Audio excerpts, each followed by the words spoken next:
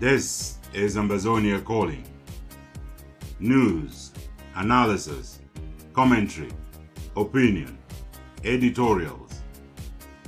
Ambazonia Calling is a co-production of the Africa Freedom Network, the Missions Tribune, and Compass Free Press.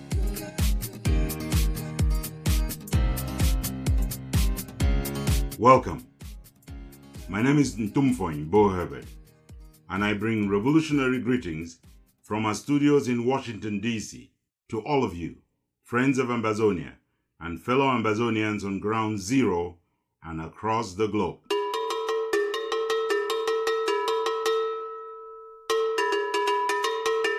This is a special tribute edition of Ambazonia Calling, dedicated to the memory of Molanjo Litumbe.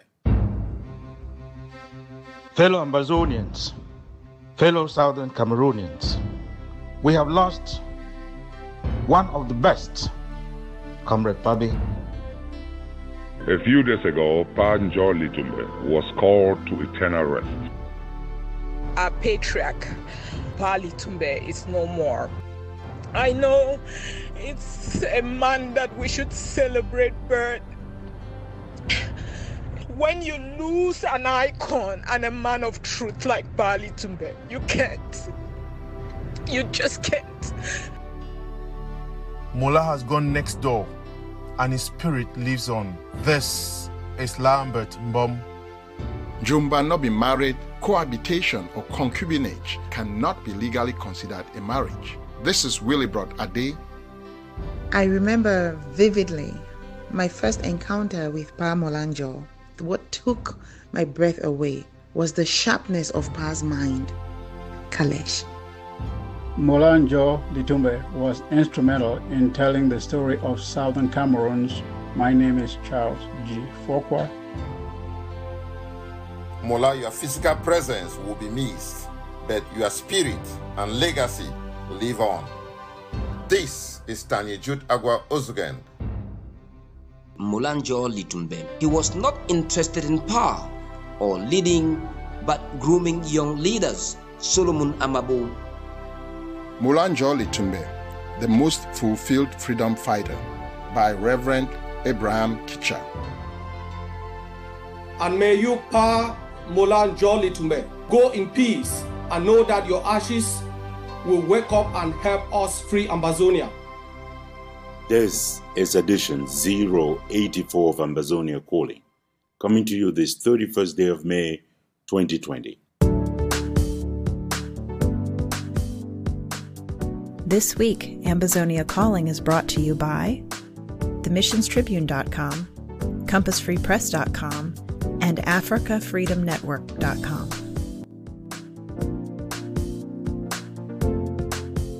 All our Christian brothers and sisters, happy Pentecost Sunday. And in our lineup of music today, there is nowhere better to start than with the Field Marshal of the Red Dragons in Holy Ghost Camp.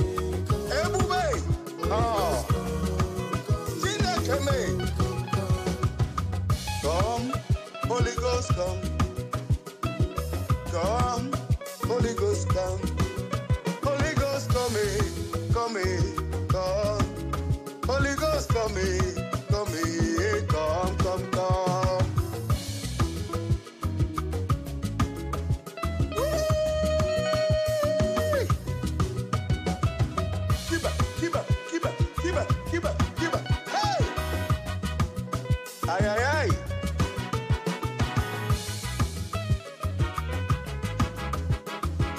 Hey! Ay, ay, ay!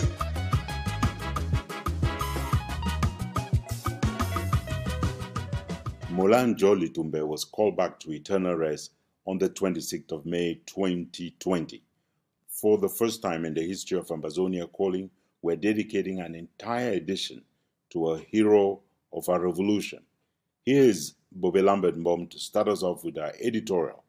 Molanjo Litumbe, a man who embodied the true spirit of the Ambazonian Revolution. The sadness of his passing has been overshadowed by tributes and eulogies that continue to flow incessantly across Ambazonian fora, celebrating the legacy of this patriarch. It is not just out of the proverbial respect for the dead, of whom ill should not be spoken, but in fact a reflection of the true character of this illustrious son of the soil. No adjectives can adequately capture the essence of the extraordinary contribution Mola brought to the struggle. Just as the BOYO mountain stands as one of Africa's tallest peaks, so too does Mola. One endearing lesson his life typifies for Ambazonians is his unifying personality. He stands as a great unifier in death as in life, given his ability to rise above the partisan and parochial divisions that have characterized the struggle. Coming from the great Bakwere tribe, which identifies with the elephant, he understood quite well that when two elephants fight, the grass suffers, and so he worked overtime to eschew such distractions that have splintered the struggle. He lived so close to the Prime Minister's lodge in Boya, yet never harboring any dreams of inhabiting it himself, but fighting for the dawn of this reality. It is this selflessness that endeared him to many of all ages, creeds, political opinions, and class. The soft-spoken Mola eschewed any attempts to be crowned with imperial political power. He rejected the temptation his knowledge, wealth, age, and experience brought, namely, the power to lord it over others. Humility, with a great sense of humor, are extraordinary qualities he exuded, which every Ambazonian activist needs in large quantity. Mola embodied the courage of his forebears, namely Chief Kuva Lekunye, Emmanuel Lifafa Endele, and Martin Geka Luma. If the quality of life is in its length, then Mola lived a truly worthy life.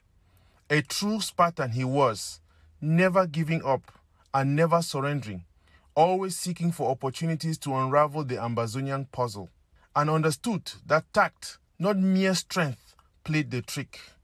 Mola has gone next door, and his spirit lives on. He has given Ambazonians one more reason to fight to bring Boya to fruition, so that the hopes and dreams and hard work of patriarchs like his might not be in vain. This is Lambert Mbom for Ambazonia Calling.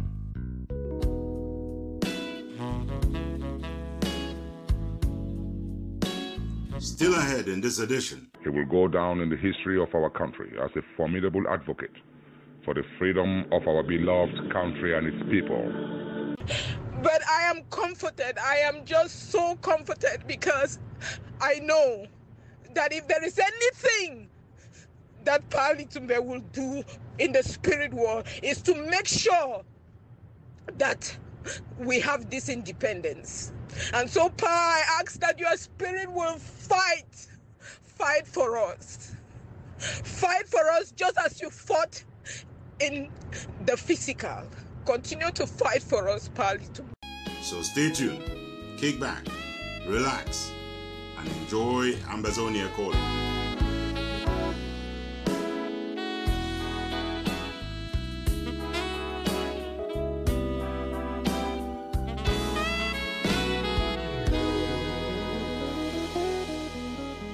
Ever since the announcement of the passing of Molanjo Litumbe, Ambazonians have flooded the internet and WhatsApp and Facebook and whatever else with tributes, short ones and long ones.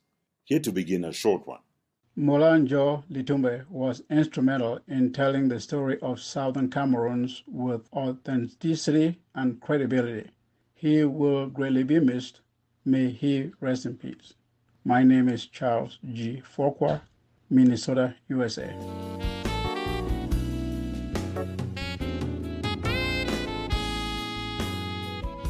Molanjo Litumbe was one of a kind. Good-humored, far-sighted, fearless, revolutionary. He knew how to tell stories and to be funny when he wanted. This is Tanyejut Agwa Ozugen. When you lose an icon and a man of truth like Bali Tumbe, I just think of him, and I think of the Albert Mukongs, I think of the Lumas. These are all people that I knew. I was close to them. I remember living in Pa Luma's house on vacations, and you just see these icons go like this, standing on truth, wishing that they will correct the mistakes they made so that we as children can live free.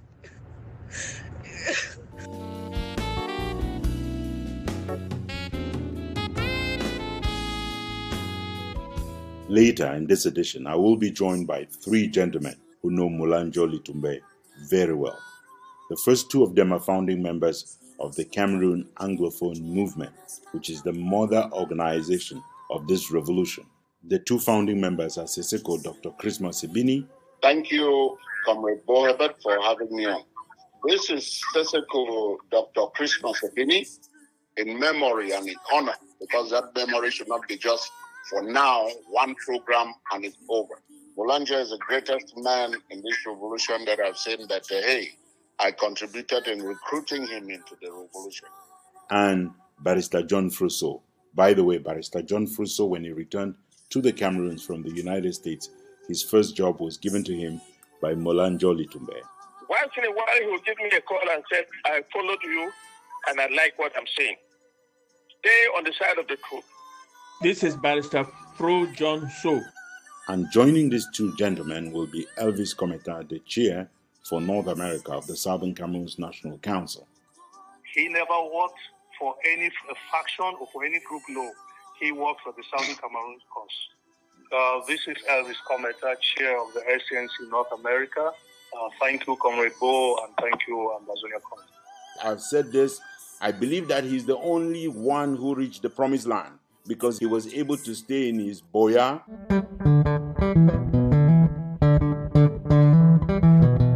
We are only getting started. Don't go anywhere.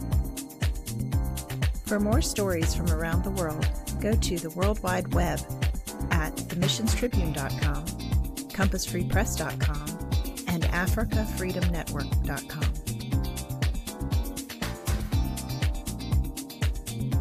From out of the People's Republic of China, here's a short tribute from Comrade Bobby.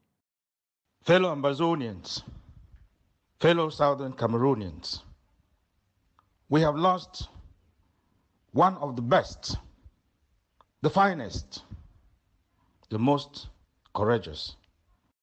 Pa Molanjo Litumbe is seen by many Ambazonians as the Oroko tree of Southern Cameroons, the exemplary grandpa, the Ambazonian model of all times. And as we mourn, let us reflect on what we must do going forward to get us to the finish line. You fought a good fight for your own people and for your country, Southern Cameroon's Ambazonia. You are an exemplary statesman, a real patriot, from whom Ambazonians should learn the revolutionary spirit. Your name will be engraved in the hearts of your people. Your name will be remembered forever. The bravest, the encyclopedia of Southern Cameroons, who has kept our history alive, Pa Molanjo Litumbe, has transcended peacefully into eternal rest at the age of 93.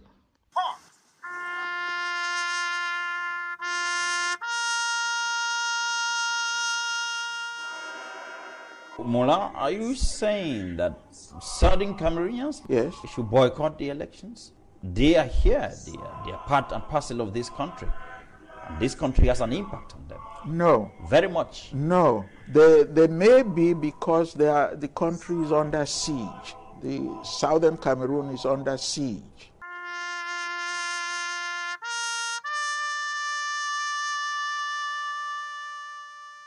Molanjo Litumbe, 1927, 2020.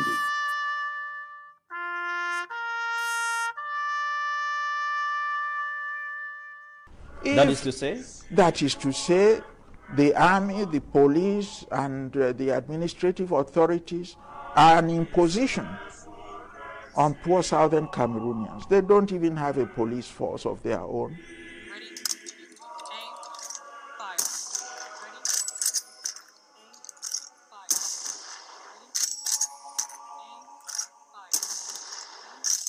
Here at Ambazonia Calling, we present our heartfelt condolences to the family of Molanjo Litumbe, especially to his daughter who lives here in the United States. This is how a very saddened and grief-afflicted Comrade Elsie Awanto announced the passing into glory of Molanjo Litumbe to Ambazonians on social media. Good evening, comrades. It's been quite some time I haven't made an audio, but this day I started this day with, I knew it wasn't, something was going down. I had gotten off from work, got in the car in the morning, stepped out, and just about to drive off the highway, I found a very big snake on the road. I drove on top of it. Before I realized, I slowed down and I was like, what is this? What is this? This is not going to be a good day. Very big snake. I came home and just tried to get some rest, and then I saw that our patriarch, Pa Litumbe, is no more. I also got a call from a home about a sister-in-law that just collapsed too at the hospital and died. But you know what I'm just saying is, today was not going to be a good day. I had all the signs. And what hurts me most is about our patriarch, Pa Litumbe, that I just have to speak out. I know it's a man that we should celebrate, but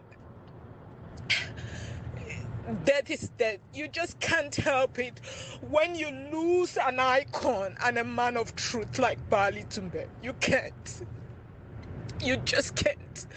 I just think of him and I think of the Albert Mukongs. I think of the Lumas. These are all people that I knew. I was close to them. I remember living in Pa Luma's house on vacations, and you just see these icons go like this, standing on truth, wishing that they will correct the mistakes they made so that we as children can live free. It's just, I don't know, it's heartbreaking. It's heartbreaking. Pa Litumbe was a man of the nation. It was not just for his family, but for the nation of Southern Cameroon. Pa, we will miss you.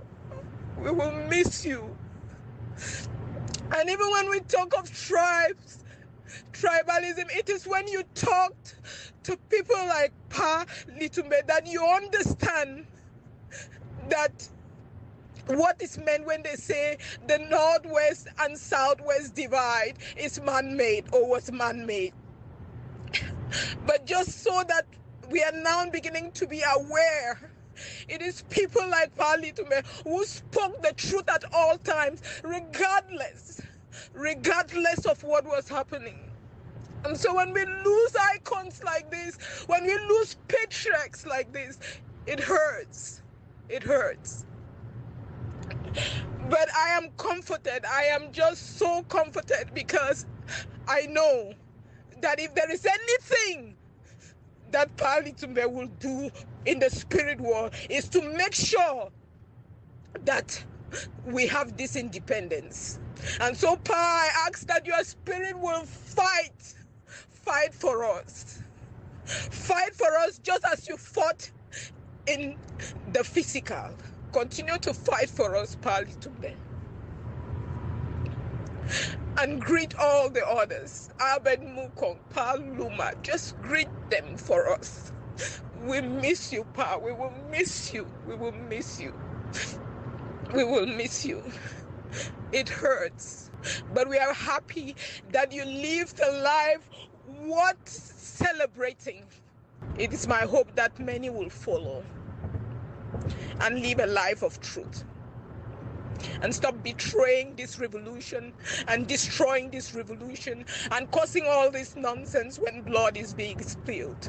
Let's live like our patriarch did. Rest in peace, Pa. Rest in peace.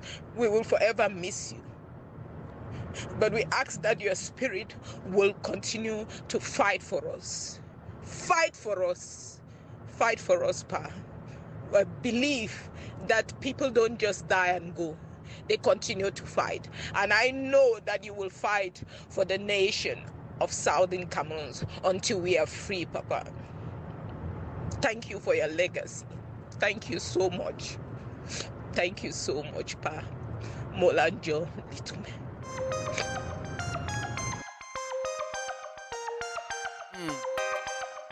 Ntumfoyn. And here I come. I wanna be Ntum.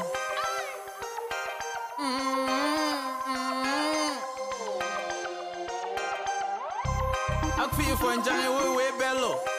Away engine come. Away from Don Kalita Maboom. In the easy mongains, a two man and vote a Kelinva. Oh, I'm Toman at Tua, Califangela Atuma.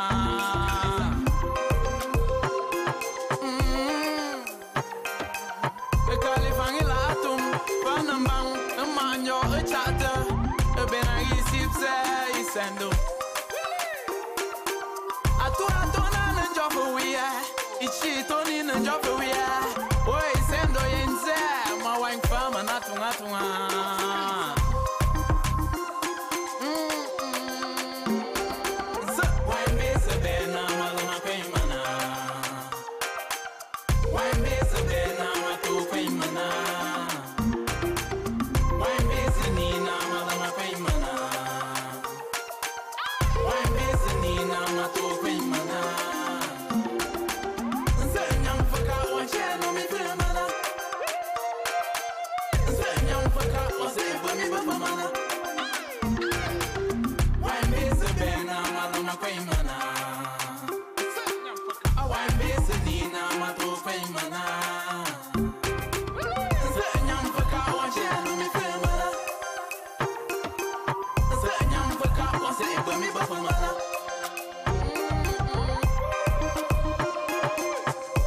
One of the big assignments that Molanjo Litumbe took up on behalf of the people of Ambazonia was diplomacy.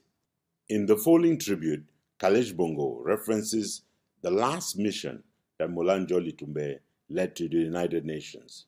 I remember vividly my first encounter with Pa Molanjo. He led a 5-man team to the United Nations in July of 2018, and I was a member of that team. Pa was very passionate about our quest for freedom. He explained to the officials at the UN our entire story. To him, they were not facts that he read from a textbook. They were facts that he lived. And we all watched in awe as he explained the role he played as a young boy, as a youth, as an adult, and up to his ripe old age. The one thing that everybody knows, what took my breath away, was the sharpness of Pa's mind and how he had that gift of breaking down languages such that everybody could understand, no matter how young, no matter how new you are to a field. Pa was able to break down all information to such a level that a dummy will understand. Pa broke down diplomacy language. Pa broke down law language. Pa broke down science language. Whatever it is that he understood, whatever it was that he lived, he was able to explain it such that a 5-year-old will understand. And as he explained our story, as he asked the United Nations officials what happened with them, why they were so good at institutional amnesia, why they would forget that we had done this step over and over again, they were scribbling, they were writing notes and promising that things would change, things would be better this time, things would be different this time.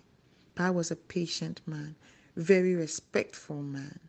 Pa was old in his flesh, but his brain was young and sharp. And I just admired him for that. I continue to admire him even in his death. Pa taught me not to be scared. Pa taught me that even as a science student, I could excel in law. Even as a science student, I could excel in diplomacy, and that I should go for it. And he opened many doors for me that I have taken advantage of.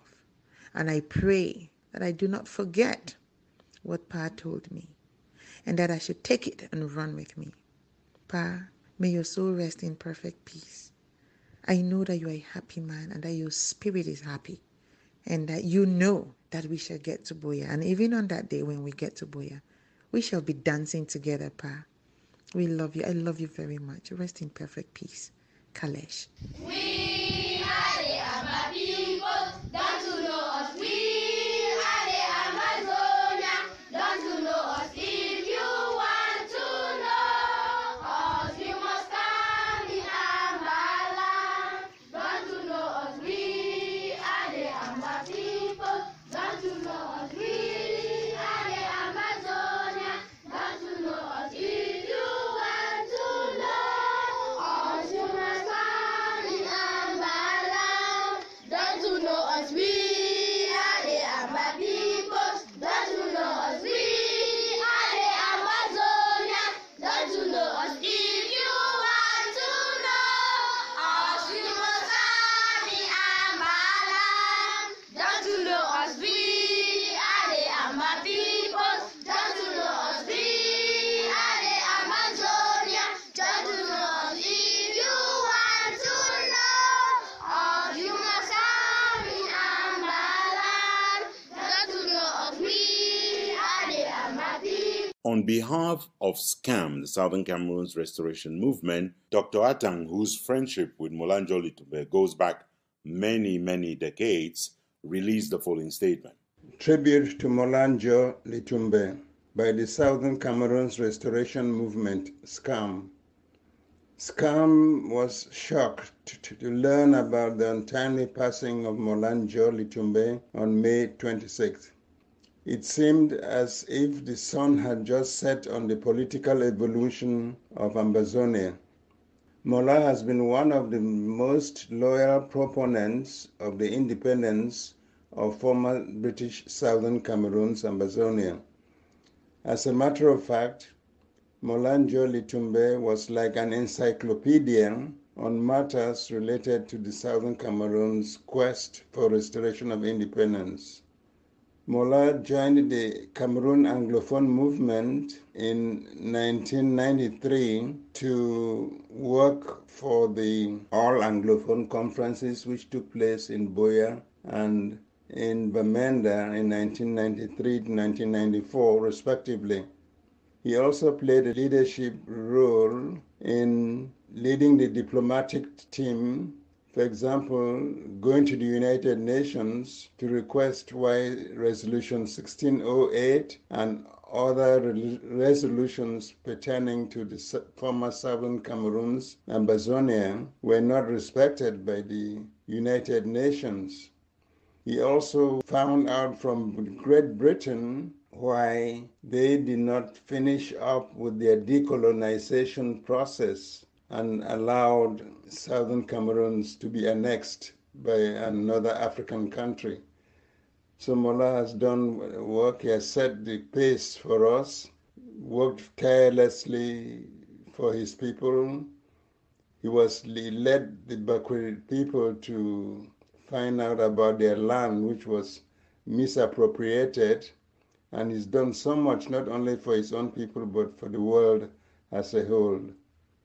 Molanjo requested that the present leadership of Ambazonia should work together in a concerted manner in order to tackle the situation being confronted against them by the military of La République du Cameroun. Working together would be easy for them to win than fighting against each other.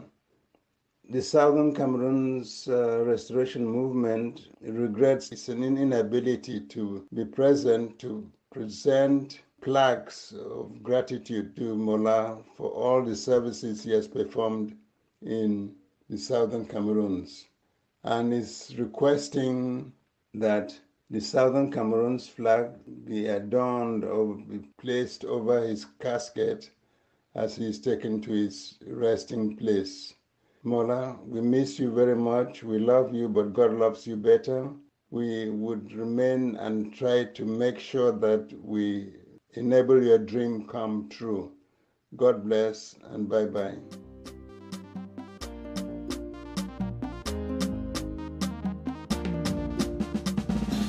Now you be the number one. Django, now you be the number one. Now you be the number one. General Chacha, now you be the number one. As you define, so make you no ever forget, say the people they are back, oh. Homo we day your back, oh. As you define the gun. General Hassan, what I'm jigging Django, I veku yenli bie alimi. Kuagati sopu naja kitabi no foro.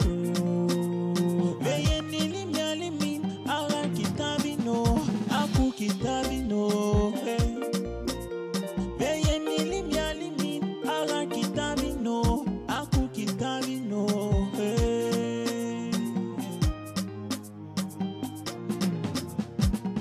Our own Tanya Jude Agwa Ozugen had the opportunity to know, interact with, and work with Molanjo Litumbe, especially when he was the leader of the Southern Cameroon's National Council for North America. Here is Tanya Jude Agwa Ozugen with his tribute to Molanjo Litumbe.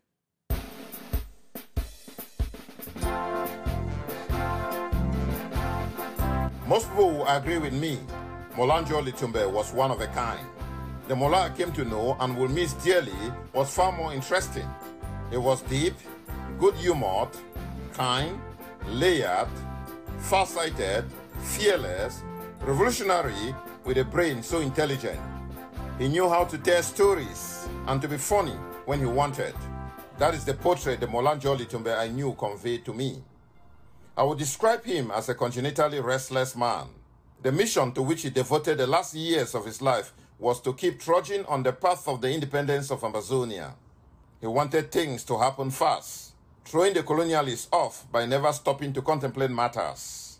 As the chairperson of SCNC North America, I watched him up close as you get being SCNC chairperson. I watched as he piloted a number of projects with exceeding finesse. Despite his age, he had the brain of a youngster. He had the stamina to take on a litany of engagements that left me mesmerized. Later on, I discovered that his resilience was fertilized not only by his unalloyed passion for the Ambazonia restoration quest, but also a determination to kick the colonialists out of Ambazonia. Unlike many, Mola did not study the struggle to articulate it. He was so deeply immersed in it that it seems his heart, soul, and very being were living and breathing fragments of the struggle. As a young man, he was intimately involved with the constitutional development of British Southern Cameroons. He was determined to undo the botched decolonization of British Southern Cameroons and vigorously fought a system of deliberate inferiorization, infernal assimilation, Frenchification, and systematic marginalization perpetrated by La République du Cameroon. He kissed the world goodbye, smiling at the renewed spirit of Ambazonian consciousness. Mola, your physical presence will be missed, but your spirit and legacy live on. This is Tanya Jude Agua Ozugen from Ambazonia Calling. From Hong Kong, Capo Daniel sent this tribute postcard. Na DDC this for Savannah State. I want to na salute as we don't hear say the Oroko tree for the Bakwere land for Ambazonia. It don't fall. I talk now about Njumba no be married. I think we know Njumba no be married. Na Mola Litumbe. Now a great Oroko tree from the Bakwere land. So I want to take this moment for salute Mola Litumbe. Me so rest in peace. At least either like Moses no be enter the promised land, but if he don't stand up, he see the promised land. So Mola Litumbe be lucky say amongst the generation them, he don't be able to see how Ambazonia don't rise. We no go fail now our duty, and I appeal for all the youths them, for the Atlantic states, in particularly for the Bakwere Ambazonians them, me them step up and fulfill that space with this Oroko tree in Lebanon. May God bless you na Capo Daniel the talk.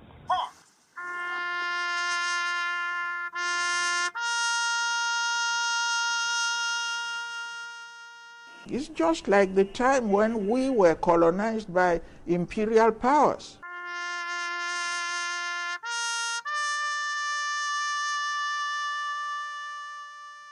Mola Njo Litumbe, 1927, 2020.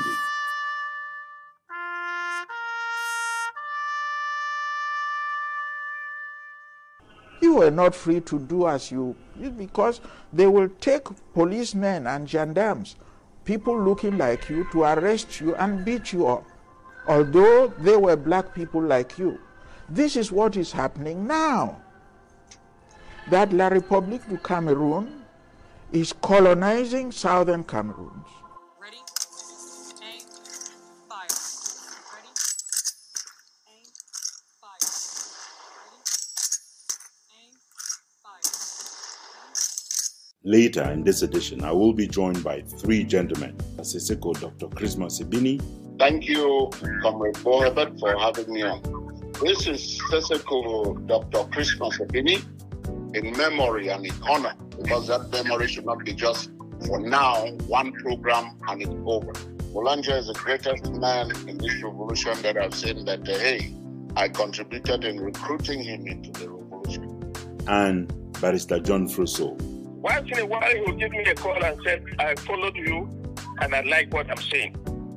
Stay on the side of the truth. This is Barrister Pro John So. And joining these two gentlemen will be Elvis Kometa, the chair for North America of the Southern Cameroons National Council. He never worked for any faction or for any group, no. He worked for the Southern Cameroons cause. This is Elvis Kometa, chair of the SCNC North America. Thank you, Comrade Bo, and thank you, Ambazonia Calling. Continuing our tributes to Mola Njo Litumbe, Reverend Father Gerald Jumbam sent out this postcard. News about Mola Litumbe's death has come to me as a thunderbolt. Thunderbolt, not because this gentleman is a young man. We have always wanted this man to be around us, encouraging us, especially in the liberation struggle for the independence of the Southern Cameroons. Pa Mola Njo Litumbe has fought the great fight to the finish. Now is his crown of glory, which hopefully God will grant him up in the heavens. His soul will rest in peace. There is no doubt about that.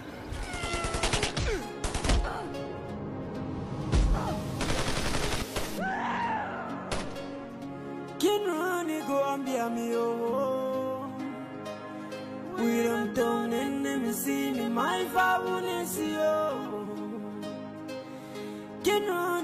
Gambia me oh. We dem yin some my family window. Why lunde? Nkuma vishine fungu maveri lava kara why lundo. Akara yuvi chungi mbia mi ora. Len van vi ravi bifuk bao. Mbia me fana jikovo. Notify your brother. Notify your brother. If we live like one family, we go conquer tomorrow. Notify your brother, notify your brother. If we live like one family, we go conquer tomorrow. Cause I believe in unity, cause I believe in unity. If we live like one family, we go conquer tomorrow. Willie Brother put together the following tribute. Jumba no be married. This simple phrase that most Ambazonians and even Cameroonese are familiar with means cohabitation or concubinage between a man and a woman cannot be legally considered a marriage. This is the down-to-earth metaphor that Molanjo Litumbe used to deconstruct what for many years was known as the Anglophone problem, which has since 2017 evolved to the Ambazonian independence restoration quest. He used this captivating phrase to describe the ungodly union between southern Cameroons and La République du Cameroon, which was responsible for the malaise that our people had been complaining about for years. By using so few words to explain something that would take whole essays or even books to break down, he provided an invaluable educational service to our people. It was as if Pa made it his life's work to undo the miseducation and disinformation campaign that the colonizers implemented once they took over the levers of our educational system. He made it his point duty to inform and remind anybody who cared to listen that contrary to the bogus story that was written in Cameroonese history books and taught in schools, we were two different countries that were cohabiting but never signed any agreement to be together, that is, a union treaty, or, to use his favorite metaphor, there was no marriage certificate or license to formalize the union. Pa carried out his crusade almost single-handedly as the leader of a political party, the Liberal Democratic Party, LDP, following the crackdown on the SCNC in the late 90s that saw the harassment, arrest, and imprisonment of many activists. As a result of his outspoken campaign for justice for our people, he was always under a de facto house arrest every October 1st, as the colonizers would send gendarmes and police to block access to his compound. However, such intimidation tactics never deterred Mola, as he would resume the campaign as soon as he had the opportunity to talk to a journalist.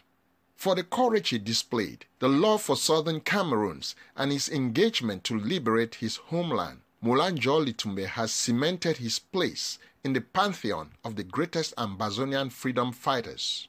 For that, Ambazonians owe him a huge debt of gratitude, and we pledge to continue this struggle for the recognition of the independence of our country that he worked so hard to actualize. This is Willie Brot Ade for Ambazonia Calling. Boo, boo, boo, boo, boo, boo, boo. Whoa, baby. Hey, manya anjanga kunakwa. My aim boy in Abama. Bobo baby, ubey young Ziggy. And I feel more, I'm been a coffee. Stop. Jum chimala, my yama bonta. Lilina for the Subonta. That's what the king said. That's what the king said to the messenger. Tum tuma bene bebo. Ala anyama bozu zento. This lion down the valley.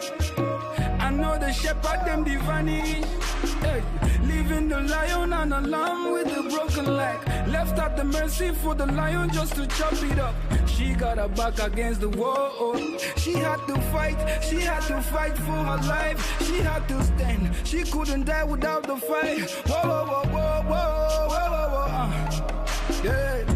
On account of the fact that Molanjo Litumbe was publicly committed to the restoration of the independence of Southern Cameroon's, access to him by journalists, including by journalists of Ambazonian extraction, became difficult, with colonial forces from La République du Cameroun picking especially days when he had called for public demonstrations to try and seal off his compound, prevent journalists from accessing him.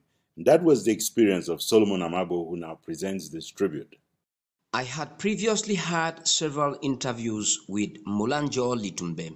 This time around, I had to meet the veteran politician and statesman in BOYO on October 1, 2011. It was in the wake of calls for a peaceful protest that he was to lead from mile 17 to the BOYO Independence Square. A majority of the Southern Cameroonian activists had been arrested and detained at the notorious JME Police Brigade, while others sought refuge at the residence of the Nigerian consul for the southern and northern zones. I had to meet Molanjo Litumbe at his Mimbia residence in Bokwango. On arrival, I realized that Molanjo Litumbe was under house arrest because security forces had laid siege in front of his residence and chained his gate. Before I knew it, I was surrounded by the cops, who asked and obtained my identity documents, roughed me, and tore up my suit that they described as okrika. As soon as their attention turned away from me, I stepped away from the presence of Molanjo's Mimbia house and the hostile cops and dialed Molanjo's number, fearing for him. I was surprised. He not only picked up my call, he reassured me that he was doing fine, but for the restriction of his movements. In the eye of the storm, he reassured me that all was well. His calmness and composure contradicted the circumstances in which I found myself. Molanjo Litumbe never saw the glass as half empty, but always as half full. It is that spirit that led him to always call for people to come together. In the last major Southern Cameroonian rally in Washington, D.C. in 2018, you could see him embracing frontline leaders as if to say, we survive together or get killed together. As the oldest among the Southern Cameroonian statesmen, he was not interested in power or leading, but grooming young leaders. He was always about us, never about me. He never saw his longevity, even in the struggle, as a reason to put down, look down, or accuse anyone. Oh, Mula, may those who call themselves leaders today take a page from your humble power and focus on the destination. Molanjo's humble demeanor disarmed you even before he would gladly school you on the Southern Cameroonian struggle using his favorite Njomba married analogy. Fare thee well, statesman. Solomon Amabo for Ambazonia Calling.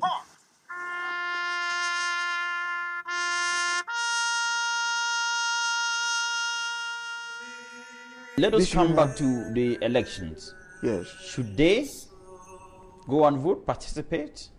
I don't see why they should trouble themselves in that.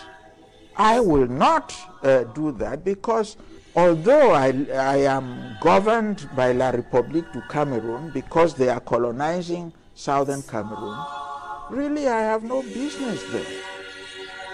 What is the purpose of an election to elect another president when the issue is hot before an international tribunal, which have said, hey, gentlemen, you better settle the constitutional issue between yourselves.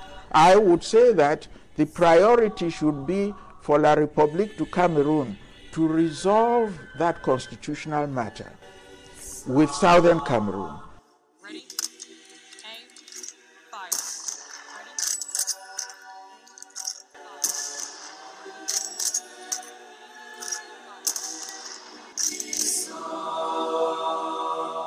Barrister Manjong Jurambe had the opportunity and the honor to meet and do some work with Molanjo Litumbe as well.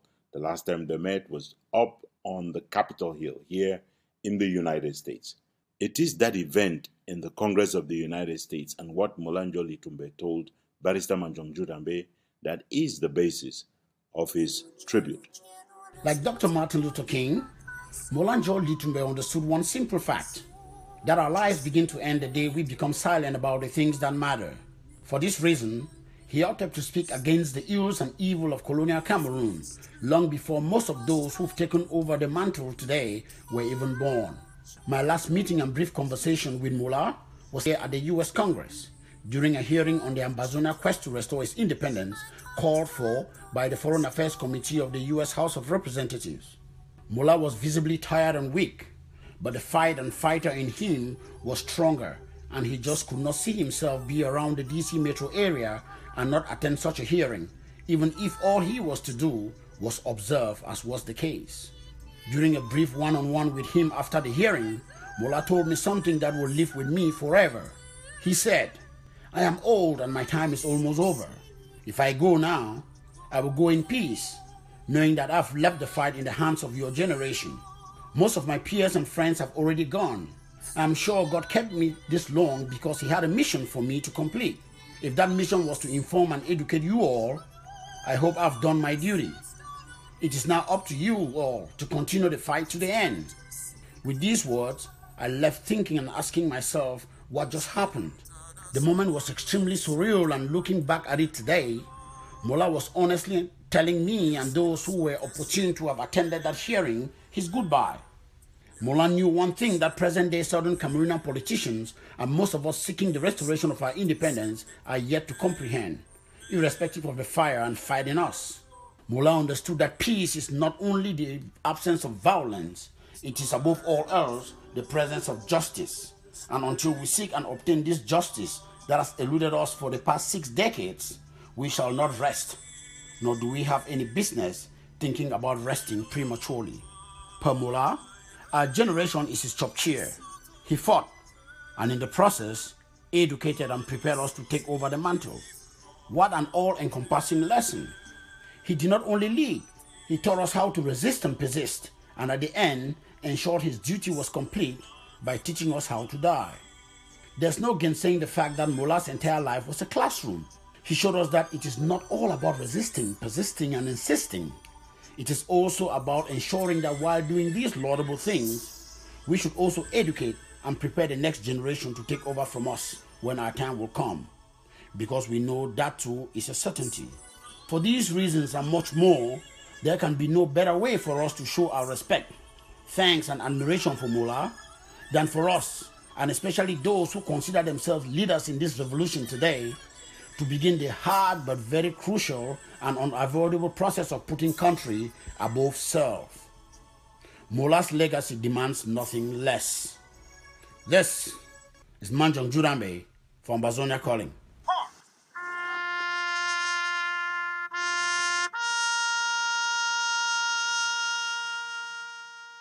A Southern Cameroonian president, yes, that's what you were advocating before. Yes. How is that going to happen? How is that possible?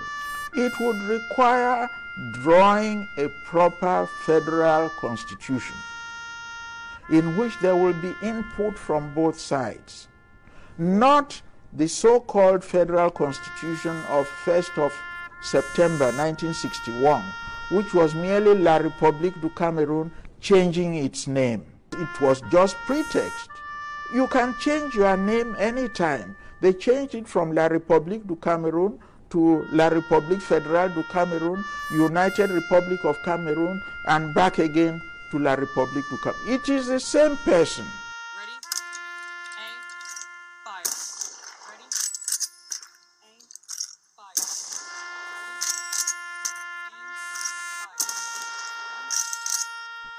The leadership of AGOV-C and the ADF were dealing the same week that Molanjo Litumbe was called into glory with the loss in battle of one of their female commanders. The vice president of AGOV-C sent this tribute postcard from out of Belgium.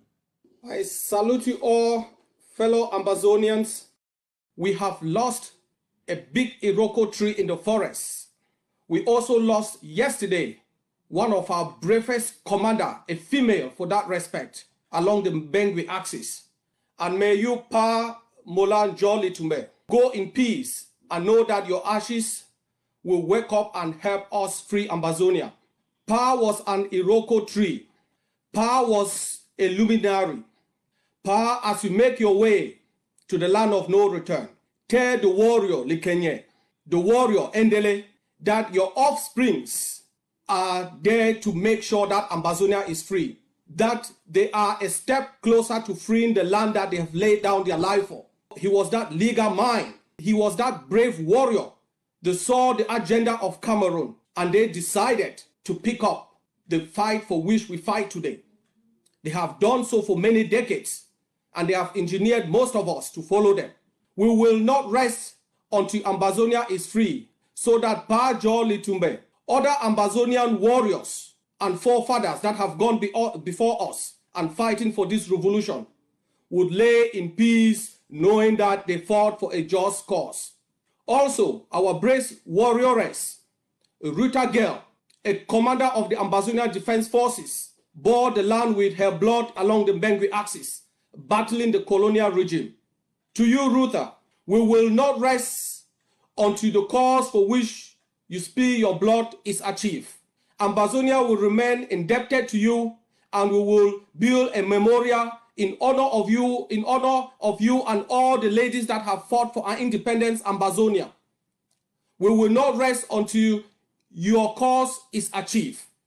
Go well, brave warriors. The thing depend me, the thing depend me, the thing they touch me, and the thing they worry me. As I see my remedy, them, they cry so badly. Kule ya mami them, atongani kongongo. Sayi my sila, sayi my sila. Sabenikela, sabenikela. Wiratira ki ukafiye. Kibir be say me jakirio. Notify your brother, notify your brother. If we live like one family, we go conquer tomorrow. Notify your brother, notify your brother. If we live like one family, we go conquer tomorrow. Cause I believe in unity, cause I believe in unity. If we live like one family, we go conquer tomorrow. In his tribute to Molanjo Litumbe, Comrade Eric Arthur of Minnesota, USA, urges Ambazonians to seek ultimate victory by attaining the promised land, warning against Ambazonians ending up in some kind of purgatory. A few days ago, Pa Jo Litumbe was called to eternal rest. No Ambazonian who lives today can be oblivious to the fact that this brave son of FAKO served his country and his people well. He will go down in the history of our country as a formidable advocate for the freedom of our beloved country and its people.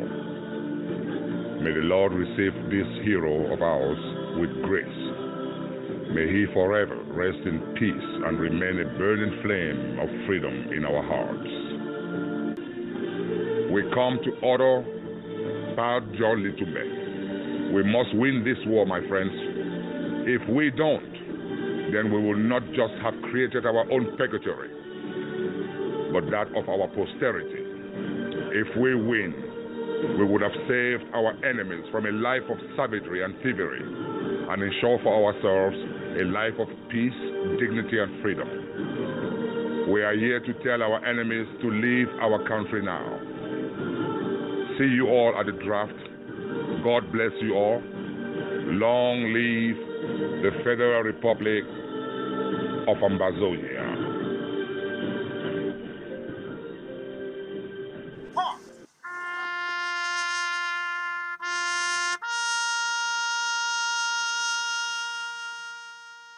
There has been no union between Southern Cameroon and La République du Cameroun as required under international law. Ready? Aim. Fire. Ready? Aim. Fire. Ready? Aim. Fire. We have tried as much as possible in this program to carry as many tributes as possible from as many different sources as possible. This one here from the church, from Reverend Abraham Kicha. I am only trying to imagine what may be going on in the mind of Molanjo Litumbe. For decades, he seemingly carried the Anglophone struggle alone. He might have been considered a loser and a lunatic. Mola might have asked himself, what would become of this struggle when age or death grips me hard? August 19, 2018 put a lasting smile on his face when in Washington, D.C., with his aged, shaky hands, Mola grabbed the strong, energetic hands of young Ambazonians who are ready to excavate tunnels through hard rocks with their bare hands. With his feeble legs, Mola majestically marched through the streets of Washington, D.C. with young Ambazonians with hinds feet. His eardrums almost blown off by shouts of 1 million Ambazonians. Mola, like Peter, thought it was a dream, but it was real, and like Caleb, he might have said, I am still as strong as I was yesterday to claim BOYO. Like the old prophet, and with a smile that shall be visible even when he becomes a corpse, he might have said, Father, dismiss your servant in peace, for with my eyes I have seen a never-again generation.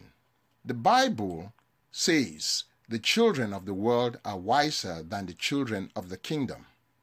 Tell me what I can learn from this as a gospel bearer. By Reverend Abraham Kicha. Read in studio for Ambazonia Calling by Willibrod Ade.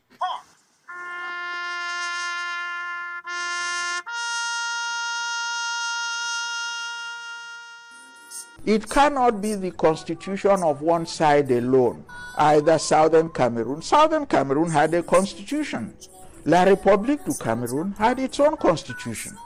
So, if you are going to create a federation, it wouldn't be the amendment of either the West Cameroon constitution or the constitution of La République du Cameroun. I don't know whether I've made myself clear.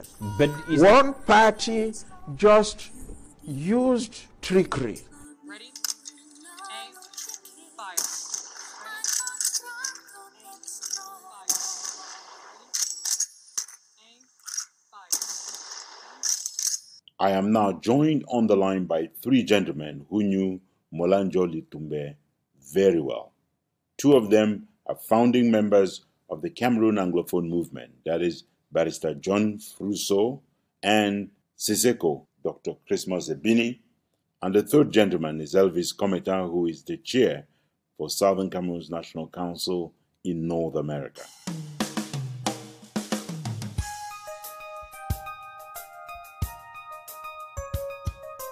This is Ambazonia.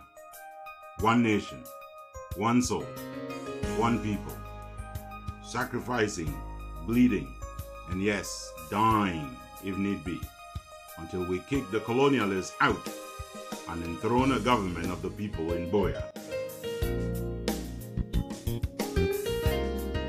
I'll open by just inviting all 3 of them to just make a short statement directly to Molanjo Litumbe. If you had one last opportunity to speak to Molanjo Litumbe, what would you tell him? Let me begin with you, Siseko Christmas Ebini. Yeah, and I'm not directly to Molanjo Litumbe, but I'm connecting with 4 of our departments, all 4 of them, who are very committed to this struggle. And I've written a tribute to Mola, that passive in the Cow Street and partly in Council. These 2 elderly men had made me promise to them earlier that I would never abandon Southern Cameroon, and I promised them. And the day when I was with Justice Ebong and Mola at Mola's residence in Maryland in the U.S. here, waiting for the arrival of Siseko Ayub Tabe, who was then the governing council chairman and was making his world tour, Mullah and Justice Edon told me that they were reaching the end of time. That is just very obvious. So they feel comforted that I will be around for some time to represent them and to represent the cause. And I promise them that I will do my best. And what I would have told Mullah today, as he is left, is that there are a lot of things, very significant things from yesterday that I've done in his honor. One of them is that I would have felt very guilty and really ashamed of his memory. I would have really destroyed his memory if Ntumfoyn Herbert had called me to participate in this tribute and I refused because of differences that we have in the struggle together. It would have been shameful if I refused the invitation from Chris Anno. I would have dishonored Mullah if I refused its invitations to come to a program to honor them. So those are some of the things that I've started doing in memory and in honor, because that memory should not be just for now, one program and it's over. So that's what I'll be telling him that I'm doing already to honor him. Thank you very much. Let me turn to Chairman Kometa now. In a few sentences, speak to Molanjo Litumbe. Well, Mullah, you have left us, and we know the Almighty decides. He decided when you came into this world, he decided when to take you out of this world. But we will not fail you. I promised you that we'll do everything to see that our people come together, that they should imitate the unifying factor you were, and that we will make sure we continue to get to BOYO. We know it's not easy, but you never belonged to any faction. You belong to the faction of Southern Cameroon's Ambazonia. So Mullah, I will not let you down. I will continue promise I made to you that there will be no northern zone, no southern zone. It will all be about Ambazonia. And all of our brothers and sisters will continue together until we get to BOYO. Thank you very much, Chairman Kometa. Let me turn to Barrister John Fruso. Mullah, you know you were my former boss. You know the relations that I had with you. You know how you taught me. You know the advice you had always given me to be truthful to everything I do. You remember when I started on television against La République du Cameroon. You remember when you called me and you told me that I should stay focused and speak nothing but the truth. And I stayed with that, Mullah. And till today, I have remained with that advice. It is my guiding principle. I have done what I have to do. You have told me to make sure that I participate in all levels of the struggle. And that is what I'm doing, Mullah. I am now living in exile because of the struggle, Mullah. And I thank the Almighty God for paving the way for you to go first so that you can prepare the way for those of us who are still here. And while you are there, Mullah, I know you will meet people like Bandi, who was my client when he was charged in the Bamenda Court of First Instance, along with Berenui. And of course, you will meet Dr. Zaman Defru, who went before you. And I just want you to know that I am staying the course and nothing. I will stop at nothing, especially me, even if it means my following you. We will stop at nothing to see this course to the logical end. And the logical end is BOYO. Whatever hurdles we have on the way, we will overcome and we'll get to BOYO, Mullah. That is the only promise I can give you as still living on this earth with all its problems, with all its sinful people. But the Lord is in control and the Lord will receive you in his bosom. Thank you very much, Barrister. I will just come back to all of you. Let me begin now with Elvis Kometa. Can you say when you met Mullah, what kinds of things he did that you really admire, that you would like to share with Ambazonians? Okay. The very first thing, Mullah's dedication to the restoration of the statehood of Southern Cameroons. That's not a subject we should talk about anymore because everybody knows how dedicated he was to the restoration. But Mullah, what I admired so much about him, he was a very disciplined man and very organized. He was very punctual. If Mullah said, come for me at 5 p.m., at 5 p.m., by the time I get to the door, Mullah was standing outside. Mullah was so dedicated. He was a member of the Restoration Council after the governing council, after the formation of the interim government. So he stayed in the Restoration Council. I even went back home in BOYO. When we had meetings, Mullah would struggle to be in the meeting. There were younger people all over the world, but some of them who could not join because they said they were busy. Mullah was always there, always ready.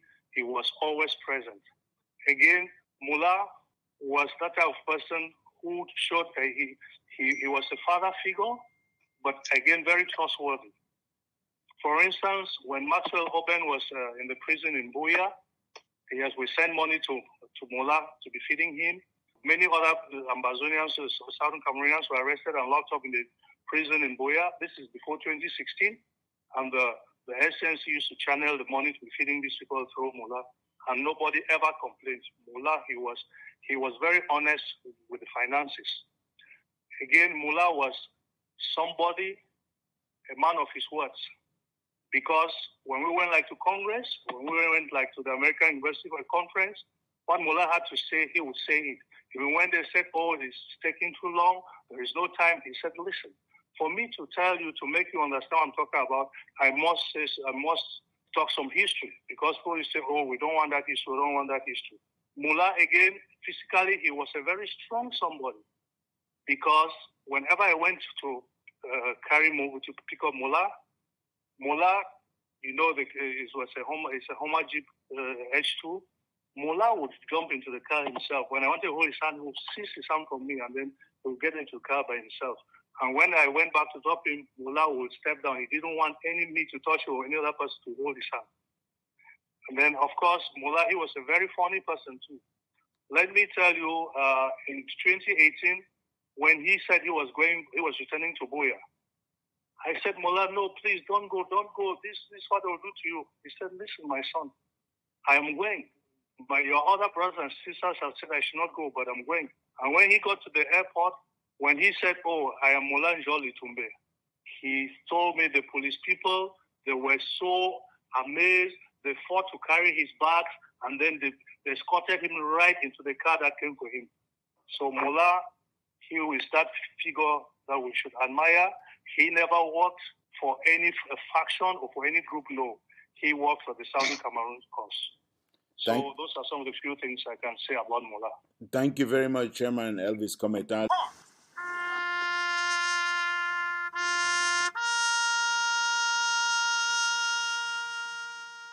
They are two separate entities, each of them entitled to independence in their own right.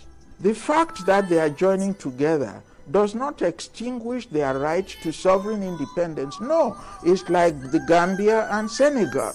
At some point, as you would remember from your history, they were Senegambia. But having prepared a treaty of union, filed it at the UN, that provided the conditions whereby the marriage could be dissolved if the need arose. So at a point, after a number of years, they just decided that, no, we've had enough of each other, and they went their separate ways. This is what I would like to see between Southern Cameroon and La République du Cameroon. Ready? Aim.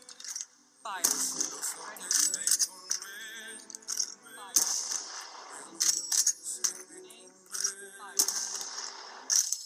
Let me go to you, Barrister John Fruso. Now, when we began this tribute, you were just mentioning that he was your boss.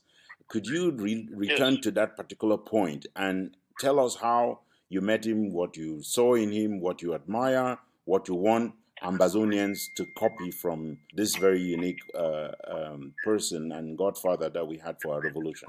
I got a JD from Texas Southern University in Houston, Texas, and I worked for a year as a lawyer in Houston, and then I returned home, and the very first job that was given to me by Molanjol Litumbe in his firm, Akintola Williams. And he got me to replace Dennis Tambe and Albert Lincoln. because they all resigned from the legal and tax consultancy that he had in the firm. It was the department in his accounting firm. So he gave me that, and I was the head of that department, working with him. And this is a gentleman, a person of more than 70, very soft-spoken, very intelligent. And each time we finish working, he would remind me, look, we are living here in Jumba, married. He kept telling me that, and I didn't know what that meant. So one day I took my courage and I asked him, he told me about how we got here. He gave me a succinct history of how we got to be part of this Francophone people. And from there on, he taught me a lot about Resolution 1608. You know, Pa was so soft-spoken. He knows Resolution 1608 better than any lawyer I know. I'm a lawyer myself. He knows it better than any lawyer I know. And he can explain it in simple terms for everybody to understand. And this is the impression that he left on me. Another thing that he left on me is he kept telling me, John, you have to stay on the side of the truth. If you want to live long as I am living, you must stay on the side of the truth. Nothing but the truth. And when I started my fight with La République du Cameroun on Equinox and STV and, of course, Afrique Media, once in a while he would give me a call and said, I followed you and I like what I'm saying. Stay on the side of the truth. They will try to arrest you or even attempt to kill you, but God is in control. Don't waver. And I have stayed on the side of what Bar gave me. That the impression he left on me. I left his firm for the bar. And I tell you, it was not an easy thing for me to leave a 650,000 franc job to go and start afresh as a lawyer. But I wasn't an accountant, and I wasn't about to stay there. But Bar kept in touch with me as one of his children. He might be a backward man, but if you look at the composition of the Akintola William that I worked in, almost 80% of those who worked there were from the Northern Zone. And Bar was very, very, very fair to everybody, very resolute. He was like a father, and he controlled everybody. I would write, with all the English that I know and so on, I would write a memo, and Bar would correct it. And I tell you, I learned so much from that gentleman, from this venerated statesman. I learned how to write legal memos and as far as company law practice is concerned from Bar John Litumbe. You will not believe this. And that is the lasting impression he has left on me. And I would never forget Bar John Litumbe. That is why yesterday when we started, I tried to put in a message of condolence to Mafani, who happened to be a friend, and to tell him that I am very sorry that I'm not in exile. Mafani being his son. Assist in the burial. Thank you very much. I reference there to Mafani was to Molanjo Litumbe's son. Let me turn now to Siseko Christmas Ebini. Again, the question is, you interacted with this great man. What are the qualities that you saw? What is it that you want to use to inspire other Ambazonians so that they can follow, they can walk in his footsteps? We know no one can fit his shoes, but so much to invite them to walk in his footsteps. Well, you know, sometimes when I tell the story, some people think I'm crazy. But like at the Mokong and Molanjo, I always tell some people that, hey, look, Molanjo is the greatest man in this revolution that I've seen that, hey, I contributed in recruiting him into the revolution. And that is not to diminish the kind of person that he is to show that there is room in a revolution like ours for people who even have all the qualities and what they do direct to the revolution, but they don't engage it in the way that we want them to engage. And they're even up to today, even those of our people who are in CPDM and in the government can always change and evolve. So what I remember very much about Mola is his ability to validate even young people like us, to tell him something and for him to listen. Let us take this into perspective. This is a man who had formed his party and had a platform for that party, which was his platform was a democratic party, which was supposed to be advocating for a 10-state federation as a structure for the country. And nothing young people like us who were nothing in the name of the partisan politics or the power circle in Yaoundé went to him and told him that, hey, Mullah, this platform you have chosen is not going to work. Not even with your own Southwest people. It's not going to work. So reconsider. And for Mullah to have taken that into consideration and started following us into the activities that we're already doing for a bicultural federation is something that I've held in high respect for him for a very long time. That is what I admire with him. But the fact also, you should understand that Mullah's life, I want to believe that Mullah's involvement in this struggle might have added about 5 years or 10 years to his life. Because he was joy. Those of us who know the hierarchy of needs, Maslow hierarchy of needs, should know that once you have accomplished certain things, self-actualization is something that stands out very different. So this struggle was at the stage of self-actualization to Mullah. As painful as the revolution was, it brought him satisfaction. It accomplished, it brought together everything that he has done in life, that he was putting everything, his resources and everything into this struggle, and that is what he wanted to leave behind. Listen, we are talking today. All of us are coming here today because of politics. It's not because of our education, our profession, or anything. About Southern Cameroon's politics. There are people who may have been stronger and more maybe accomplished than Mullah.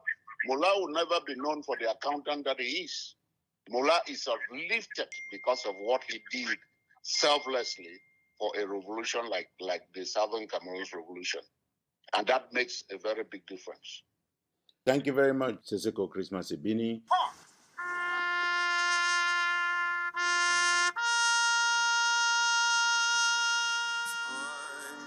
If La République du Cameroun refuses to acknowledge the fact that we were people who were not part of their territory when they got independence, and that if they really value our association as equal to themselves, they should be prepared to dialogue. It is 1 year now since the decision was passed by that tribunal. La République du Cameroun has given no indication as to whether it's prepared for the dialogue. But it depends on the attitude of La République. If they adopt the position that what we have done, you have to stay with us, then they are the ones precipitating the breakup. Ready? Aim. Fire. Ready? Fire. Ready? Aim. Fire. Let me go now, and I will start with Barrister John Frusso this time around. I just want for you to pick a moment in this struggle, a moment when he took some particular action that you believe mobilized our people. There's action that's been taken both on the back, advice he has provided, something that maybe nobody knows out there that you could share with Ambazonians today so they can know even deeper this person whom we both mourn and celebrate. Bo, you would remember that Pa attended the All Anglophone Conference in BOYO in 1993, in April 3rd, 1993. And the speech he made in that conference, coupled with the fact that he accompanied other statesmen to the United Nations, that should indicate to all Ambazonians that Pa did not only think about the Southern Zone or the Bakwiri people, but about Ambazonia, the Southern Cameroon's Ambazonia. Pa, at that age, have retired, accompanied Dr. J.M. Poncha, Muna, and the others. I don't know whether Pandangam went. There were about 9 of them, I think. They went to the United Nations. Dangam was not there. Yes, that was something that dawned on me because I wasn't believing that after his Liberal Democratic Party and his 10-state federation, I could not believe that Pa would make that journey to seek for the freedom of Southern Cameroonians. I am telling you that PA had lost confidence in the regime in place, especially after the Owona Commission threw away the federal constitution that was tabled by that conference through Dr. Monzo and others. And that is the impression that he made on me, and I knew that he was in this struggle from that day. Of course, there are many other occasions that he traveled to the United States, traveled to London, traveled. Some of these travels, he spent his money. You can imagine a retired man spending his money to travel on a course like this. At his age, he was always on the road abroad. Either it was in Addis Ababa that he went with Bandangam, or it was in London, or was in the United States here where he came. I was in ground zero. I followed all his activities, and I was telling myself that the impression I had when I was working with him was that he was too particular about his Bakure tribe. Of course, the land issue in Bakure, which he took to the African court. I did not know that he was going to go to this level of the struggle. And he entered the struggle from that day, from what I saw in the All Anglophone Conference in Boya and his travels abroad. That is the thing that I can tell you that it made an impression on me that he was joining the fight. Thank you very much. Let me turn to Siseko Christmas Ibini. Again, our intention here is to try and find some unique moments that you remember and that you can share with Ambazonians about how Molanjo Litumbe just stood out. Well, I'll take privately for me, because I spent a lot of time and I had conversation. When he was here, he came to my house and I gathered people to speak and all that stuff. On a private note, I was not a big fan of his Jumba marriage analogy. Not at all. I told him that I don't like it. He took it very well. And sometimes we may be in public, and then when he's talking about the Jumba marriage, I'll put my hands in my ears, covering my ears, and he would be shaking his head because he knew what I was doing. I felt very connected with him in the manner in which he took that, because I up to now, to be honest with you, I never really got connected with the Jumba marriage analogy that he was using. Another thing too that I discovered, and the person, Mola himself, and I think Monzo and Ekontang Elat explained this to me. I was really taken aback in the way he manipulated the tripartite to get these 4 people into the Constitutional Committee. And if you look at, like I said, I mean, when we're talking on the ABC platform, I talked about the composition and the political affiliation of these 4 guys, how strategic and intelligent Mullah was to get them there. And it's important because 50% of these guys were members in the inner circles of this terrible government. In the inner circle, I mean, a person like Monzo was a person prepared to be anything in the system, a central committee, even from when he was a student. So he could have been anything, but Mullah picked him, and he was not wrong, because once these guys went together, besides Etwe, who was still afraid, all that kicked for them was the Southern Cameroon's issue, the Ambazonia issue.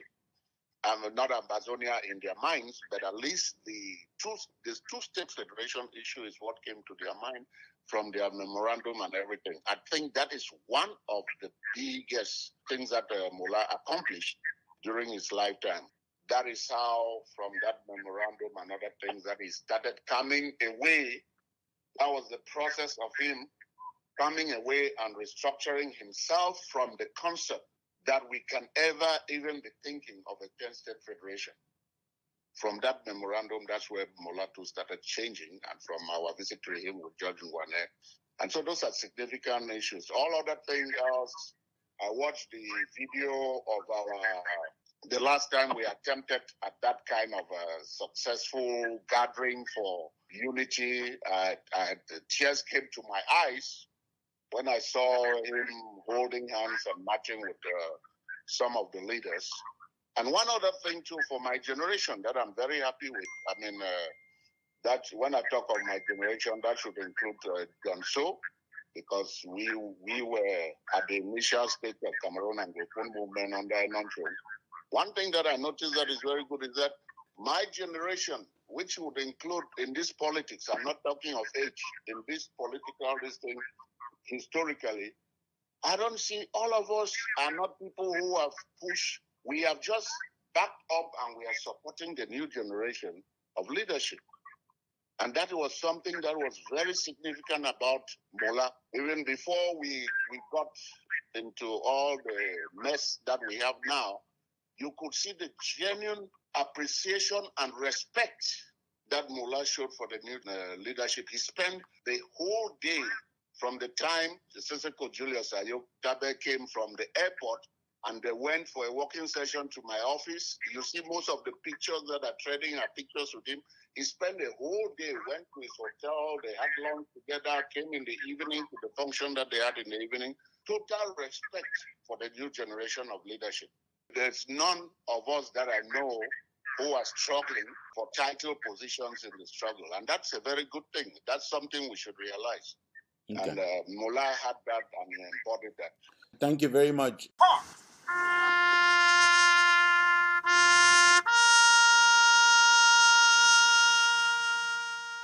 It's just like the time when we were colonized by imperial powers.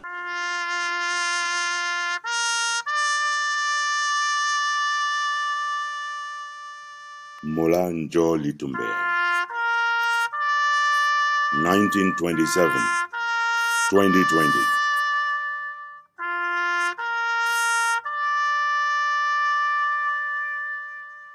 You were not free to do as you, because they will take policemen and gendarmes, people looking like you, to arrest you and beat you up, although they were black people like you.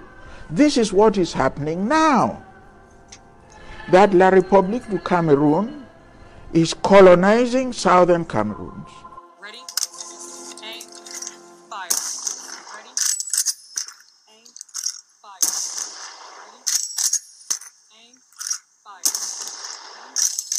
Gentlemen, I'm going to perhaps put you on the spot because this is the moment. I think we're going to close shortly, but this is the moment. I don't want you to take less time than you want to, but I would like to bring it to an end with one last question. And that question, that's why I'm talking about putting you on the spot.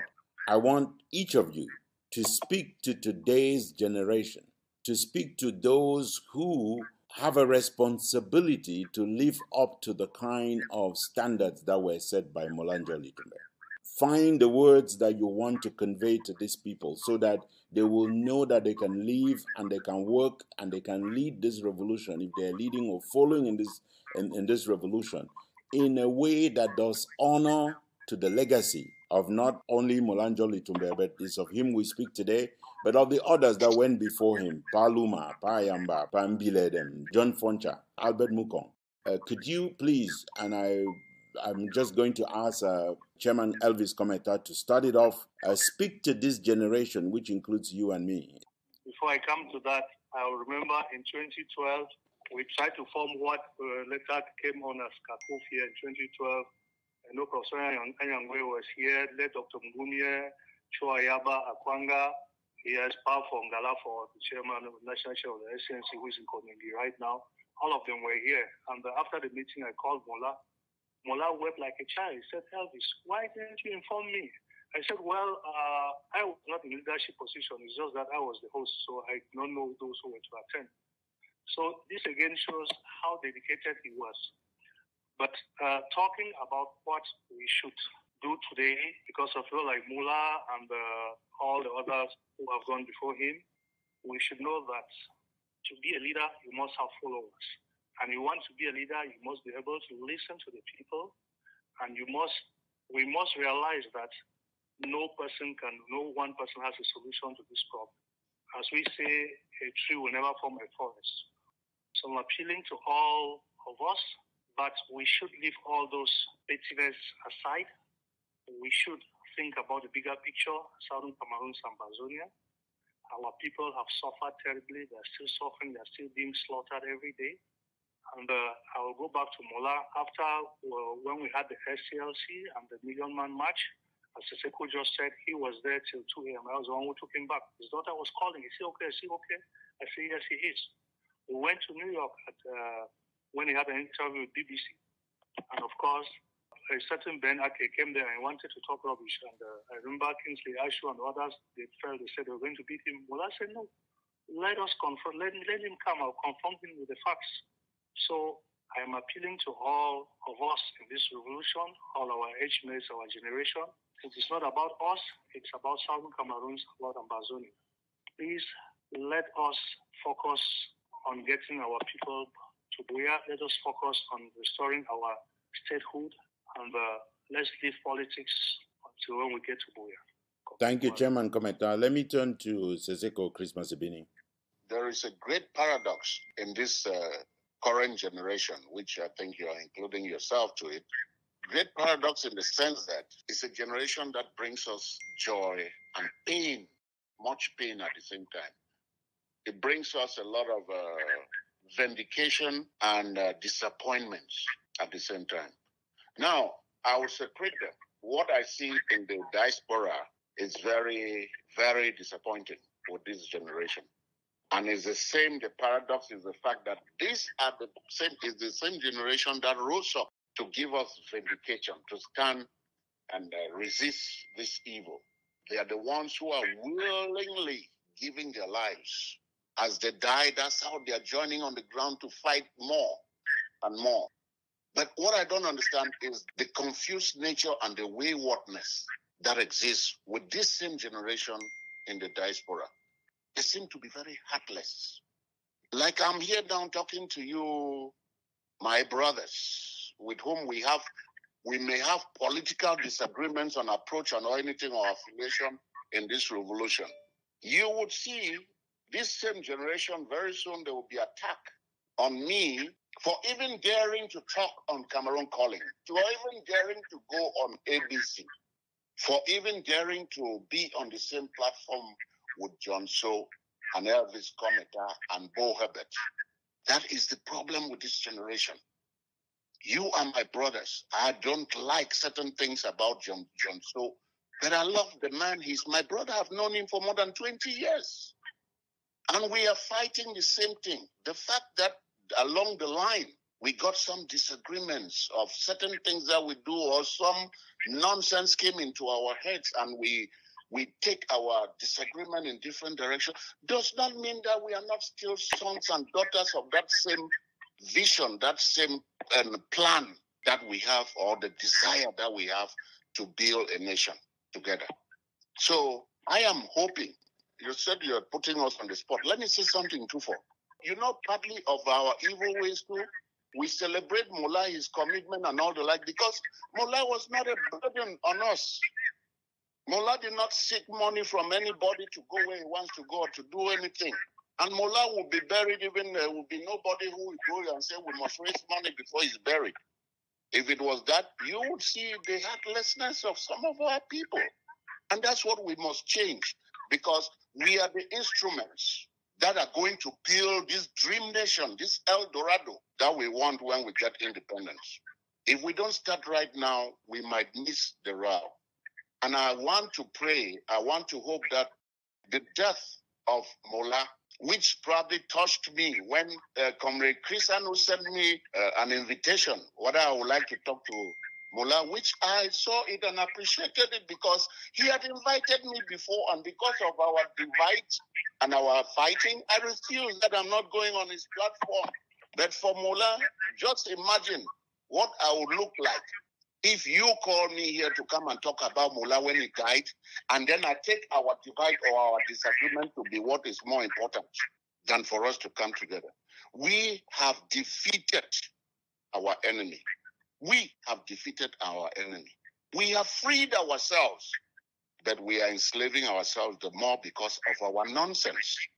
Let Mola's spirit awaken us. What the Bia people and the French people were holding us down was the fear. And that fear they instilled in us by dividing us. For a long time, we had this Northwest, Southwest thing. We had all of this. And then little nonsense is coming now to make us even allow the people whom we have toppled to retopple us. So my appeal to this generation is that no matter how you disagree, even when we are married, the women who give us joy, the children we have disagreements in the home. And why our boys are dying, why our people are dying, is because they believe that we can sacrifice and build a society where we can manage these disagreements, not only for ourselves, but for the common good and for generations away from ourselves. So I'm appealing to us here, 4 of us who are here already, and for those who are outside here, if we want to honor Mullah in the true sense of it, not because we make programs when he dies to show that we are good journalists or we are good talkers or we are good doctors and good barristers. Let us keep our own pride aside and look at what we have sacrificed, people, blood and sufferings of our people for a very long time. I know that if we continue down this path, we might lose everything. No matter how you disagree. Yes, I disagree with FAKO. He's my brother still. I disagree with Elvis. He's my brother. I'm not going to take away his right to Ambazonia because I disagree with him. And I weaken even my own strength as an Ambazonian if I think that there's nothing that Elvis commented because I disagree with him has to contribute to make me feel better as an Ambazonian. That's the spirit we must have. Thank you.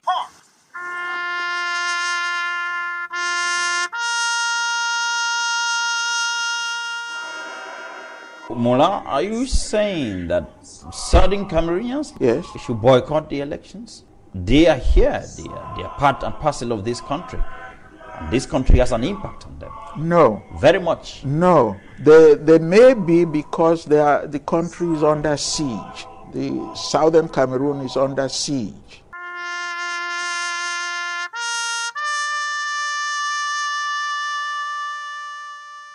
Mullah Litumbe, 1927, 2020.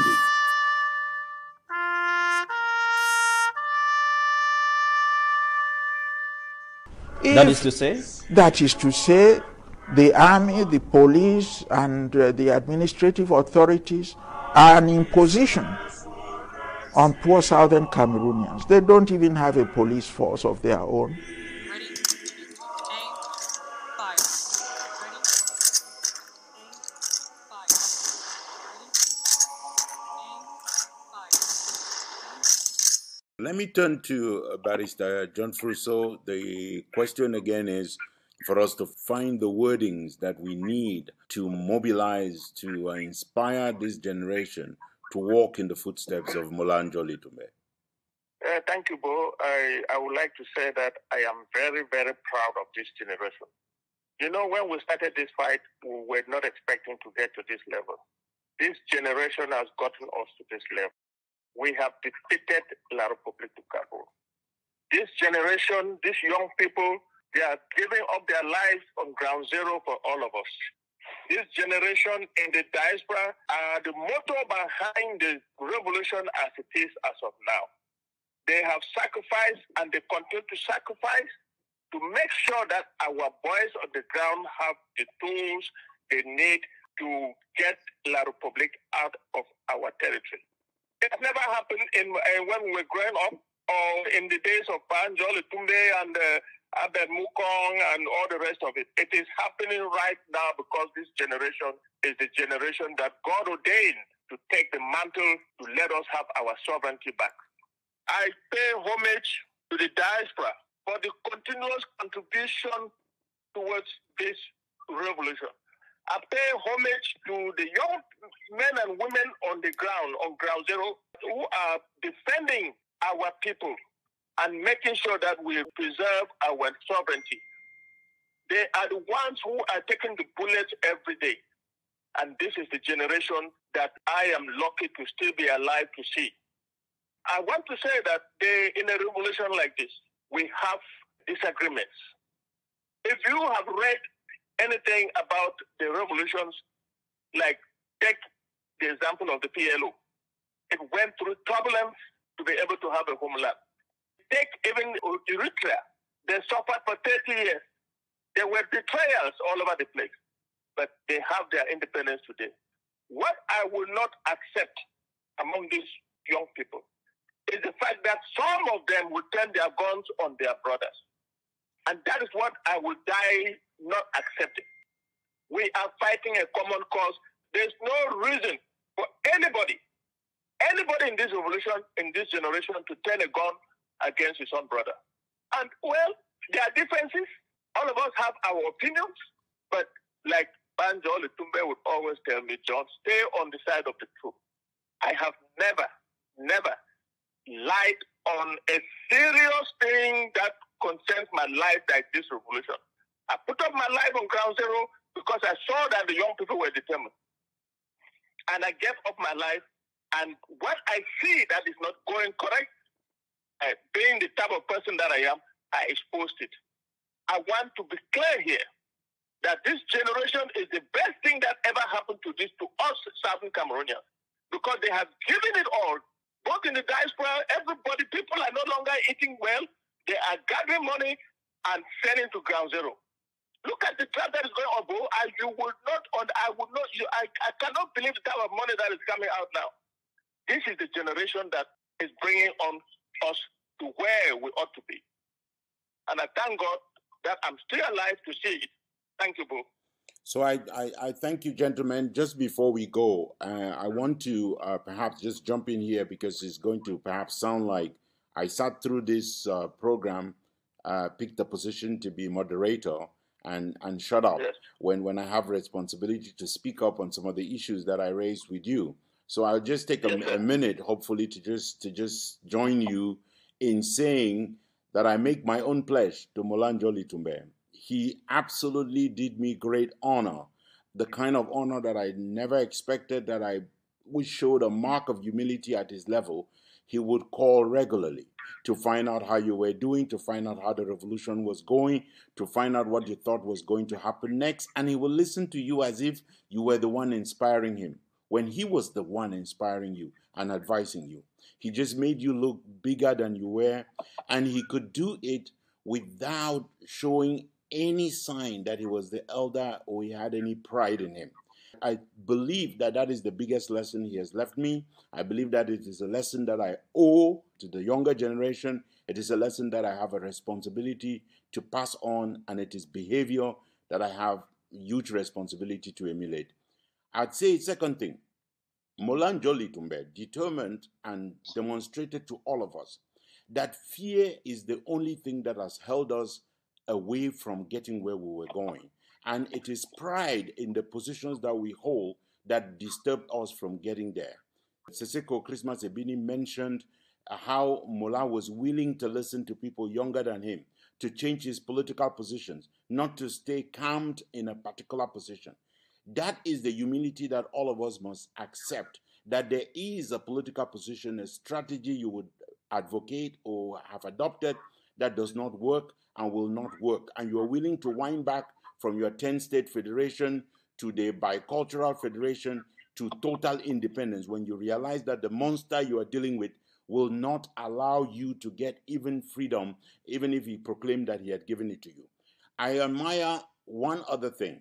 Molanjo Litumbe demonstrated that in age and in wisdom, you have to grow bolder. You don't have to shy away.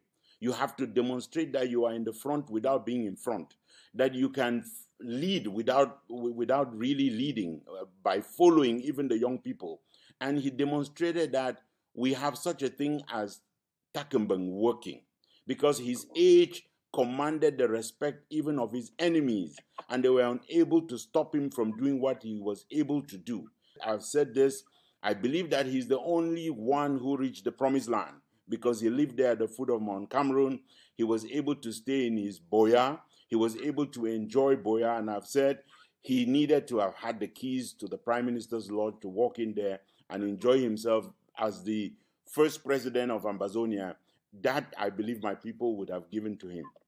So I want to say that and just close by committing myself with all of you and thanking this generation. and thanking everyone who is committed to making a sacrifice. Sometimes there is the impression being given that some of us who live abroad, the reason we are here is to misguide people on the ground, to do things that put their lives at risk. For goodness sake, everyone at home knows that if the rest of us were selfish, we would just think about our comfort. The reason we join you is not because it is your fight, it is because it is our fight. And Molanjo Litumbe demonstrated to us that it has to be our fight. So he's woken up the young generation. He has worked with the young generation. It is time, I would say, for the older generation that lives at home. If you have Mola's age, if you have Takembang age at home right now, it is time for you to demonstrate to this wicked regime that our people will not be enslaved anymore. That will be what I would like to say, and I would say we can close unless you gentlemen want to say one last thing, and I can give the floor to each of you to say that last thing. Okay, can I start? Yes, Chairman Commenter, please go. All right. All Ambazonians, that there is so much anger, so much hatred, so much bitterness. We should love each other. We are mortals, which means we have weaknesses. And accept me like your brother, accept like my brother, like my sister, with the weaknesses. As Mola told me, Elvis, I am not God. Because he's saying somebody was claiming that he had asked him to lead the people to Boya. He says, no, God chose Moses to lead the Israelis from Egypt back to Israel. So he said, you are all my children. So I'm appealing to all of you to do all you can to lead our people back to Boya, not to one person. So all of us are mortals. We have weak points. And as Seseku said, it's not because we have these differences that we should not be able to talk to each other. We should not be able to listen to one another. There's always something positive in listening. There's something positive when you share with your brother. Anger does not solve any problem. Anger does not solve any problem, I repeat. And so let us love more. Let us keep aside the blind hatred, anger, and of course, we know it's social media. To those who are on social media, the activists, please, you are not helping the situation. Respect people. Let it be about events and not about people. Let us talk about the issues and not about people. So once more, I'm appealing to all of us. Let us refocus as we were in 2017, 2018. So that is my last word for today. Thank you. Thank you very much, Comrade Chairman Commenter. Let me turn to Barrister John Fruso if you want to say one last word. Yes, bro. I'd like to take this opportunity to pay homage once again to this generation for having brought us to this level. And I want to say that everybody's entitled to his own opinion, but when I hear young people abusing some elders, including me here, and I hear them insulting, I take it with heart because the progress made could not have been made when our own generation started. We are lucky to still be here to see that we are on the way to Boya. And let's keep it that way. Thank you very much. Thank you very much, Barrister John. So let me turn to Siseko Christmas Ibini. What I would say, Bo, is let us be very honest to ourselves and leave hypocrisy and propaganda aside. All of us know that this is an era. No matter if this generation started the war, if we, as the elders, don't try to direct certain things that might go awry with the way they are carrying out things, they could still lose the war and lose all what they have put into the war. So I would say that we have some gifts at this moment that we did not have. One of the tools or one of the weapons that dictatorship had above us, that it could keep us confined and shut us down, was the fact that the dictator had total control of communication. Now we are blessed that everybody has a voice because of social media and all. Those tools that we have now that we can freely express are good, but they are just a double-edged sword. They can hurt us like they can benefit us. Now I am appealing to every individual because we are very free now. It does not matter whether you're in Ntumfoyn, your Seseko, your Christmas, your doctor, or your barrister. Everybody, the young man who is out there pumping with energy or whatever, and you don't put food on his table, and if you say something that he doesn't like, he can hide behind any identity and insult you and call you whatever names. These are some of the things that we have to be educating our people towards, to know the benefits of community, because all we are talking here is the agency of community, of building a community. It's not about individual feelings. And if you are a human being and you cannot have the means of determining how to restrain yourself, any kind of freedom that is absolute tends to be even bad for the person who is misusing such freedom. It's true, I agree with Barrister. And so, as much as we complain about this generation is a generation that has given us the pride that we are saying of fighting. But it is a generation too that if it is not contained in some of the waywardness that we've seen in it, might end up destroying and eating up itself. So we should praise them, but we should also try to see if we can rid them of certain things that could be dangerous to themselves and to their era and for posterity. So we are all together. I am praying that in Ntumfoyn, we have had some very rough moments. This revolution is still in the eyes of the storm. We are living in a community, or that is what generation that we say we are, where we have, no matter what disagreements we have our own people who are in the hands of the enemy for the revolution, and we turn our own weapons against them. We have our own boys on the ground who are fighting and killing each other because of allegiance to certain individuals or groups. They should not happen.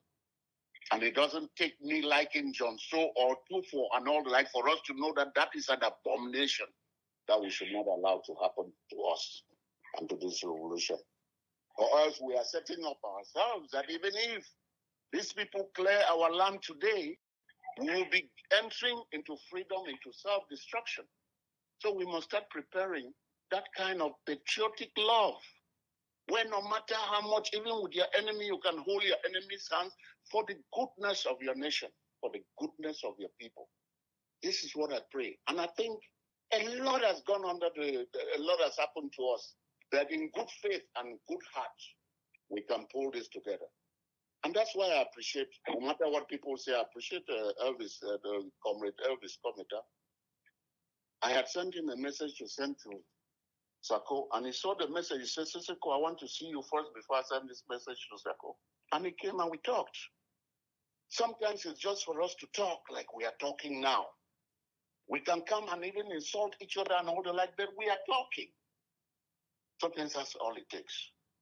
And thank you for Bo and Barrister and Comrade Cometa for us coming to remember our father. Thank you very much. And that is all we've got time for. This was a special edition, special tribute to Molanjo Litumbe, a statesman of the finest quality that Ambazonia has ever known. From our studios here in Washington, D.C., our producer is Jeff McCoy. Our music today is from Ken Wanaku, the monk from Balikumato, William Ford, an ambassador of blessed memory, Eric Matisse on the web at soundimage.org, and Prince Ajua Alemanji of Ajam Sonic Kitron, USA. Ambazonia Calling is a joint production of Africa Freedom Network, the Missions Tribune, and Compass Free Press. You can find us on the web at www.themissionstribune.com, www.compassfreepress.com, and www.africafreedomnetwork.com. Next Sunday is another day. Until then, keep the spirit, keep the faith, keep up the fight for justice and independence for Ambazonia. Stay Amba strong.